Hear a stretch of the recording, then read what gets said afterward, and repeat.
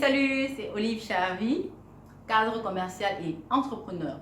Avant toute chose, je vais te demander de t'abonner, de cliquer sur la cloche de notification juste en bas pour ne rater aucune de nos publications.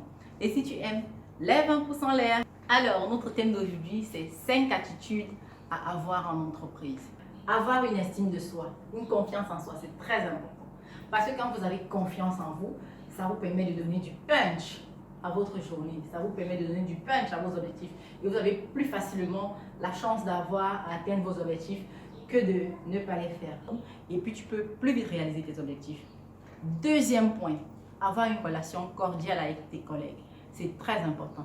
Avoir une relation cordiale avec tes collègues, ça ne veut pas dire d'être non plus trop ami, non. Mais c'est-à-dire que bonjour, comment tu as dormi, au revoir, ça c'est déjà très bien. Et surtout pour ceux qui sont en entreprise depuis 20, 15 ans, 10 ans, ils traitent souvent très mal les stagiaires. Les stagiaires, ce sont les personnes les plus importantes dans une entreprise. Je vous explique pourquoi.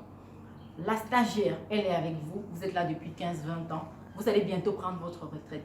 Vous traitez mal la stagiaire, demain ou après-demain, vous êtes en retraite, vous avez un enfant qui aimerait travailler dans l'entreprise où la stagiaire travaille, vous ne pouvez pas appeler pour dire tiens, est-ce que tu peux m'aider? J'ai mon fils et tout qui aimerait travailler dans ton entreprise, ou alors la personne a déjà upgradé, c'est lui le DG, vous ne pouvez plus demander un service.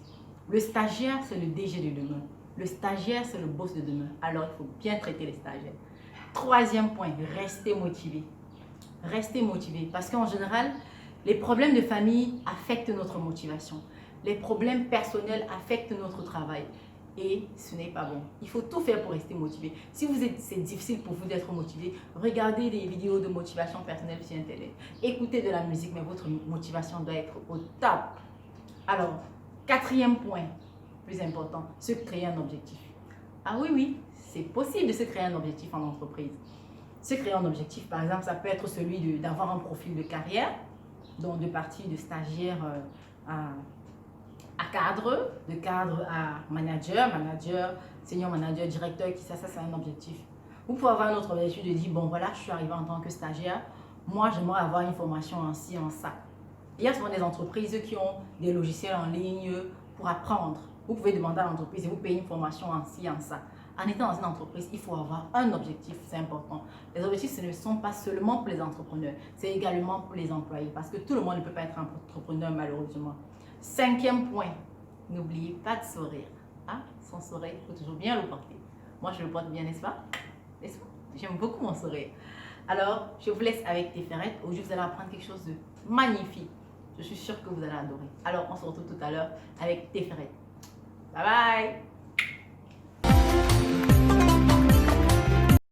Donc, comme j'ai personne pour arrêter ma caméra, je le fais moi-même, je fais tout moi-même, je coupe. Bien entendu, je maintiens le tissu avec mon pied. Vraiment, tout ceci, c'est pour vous montrer que on peut se débrouiller avec les moyens de bord. Faut pas attendre d'avoir le matériel hyper sophistiqué ou alors la planche, le patron, le grand. Bref, faites avec vraiment les moyens de bord.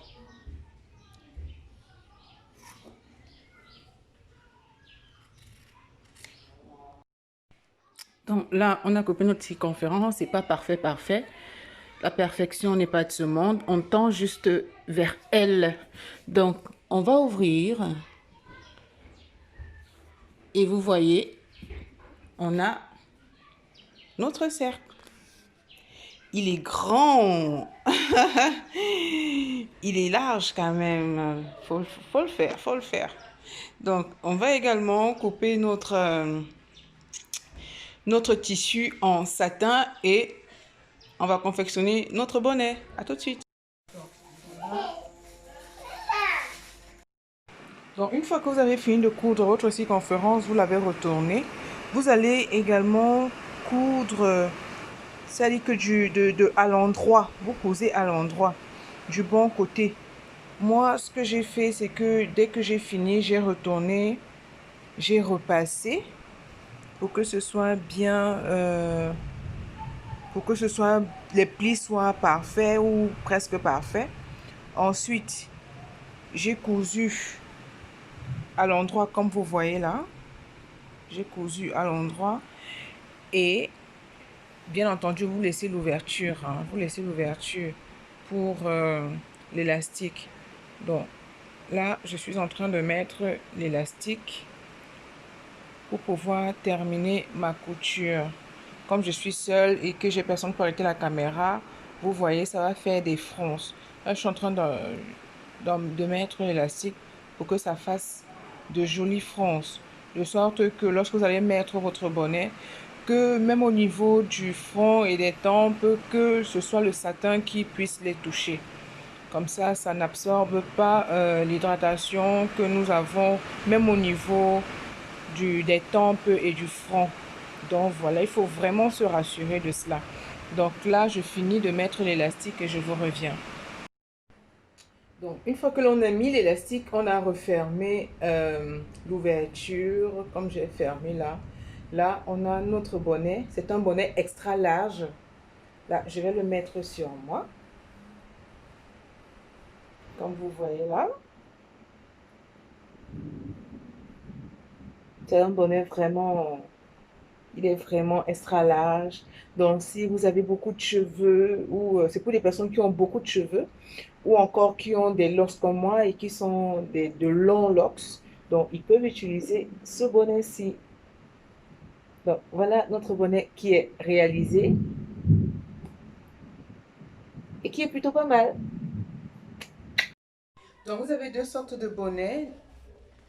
Le second, il a un ruban. Vous le portez comme ça. Si vous avez une sortie, vos cheveux sont sales, vous ne savez pas quoi faire avec vos cheveux, vous ne savez pas la coiffe, vous pouvez l'utiliser comme coiffe. Hein. Vous ne savez pas comment y faire avec vos cheveux qui sont sales et tout ça. Alors, vous le prenez comme ça. Et vous faites comme si c'était un grand foulard que vous attachez tout autour. À votre convenance, moi, je me prends pas souvent trop la tête. Vous le faites à la Erykah Badu si vous voulez. Vraiment, c'est comme vous voulez. Hein. C'est vraiment comme vous voulez. Vous faites votre petit make-up avec le maquillage qu'il faut et le tour est joué. Donc, vous avez votre petite... vous avez... Là, je me retourne pour vous montrer. Donc, vous avez votre coiffe qui est bien faite. Vous voyez? Et voilà. Alors, j'espère que le savoir-faire avec Teferet vous aura appris quelque chose. Il est toujours bon de savoir faire quelque chose de ses mains. Très important. Alors, sachez que dans la vie, ce ne sont pas les plus intelligents qui réussissent, mais les plus audacieux. Tenez bon, surtout n'abandonnez jamais. À la prochaine. Bye bye!